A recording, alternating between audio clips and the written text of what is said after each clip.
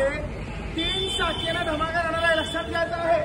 आणि आज 3 शाखा कुठल्या कुठल्या सांगतो। एन फिशवर शाखा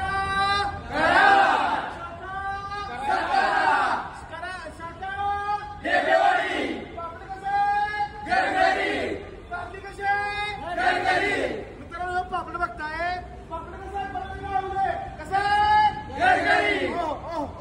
पापड बघायचं आहे। 1 नंबर गरगरीत साईज आहे, लक्षात घ्यायचे गरगरीत एकदम सुंदर असा बुटी बंद आहेत।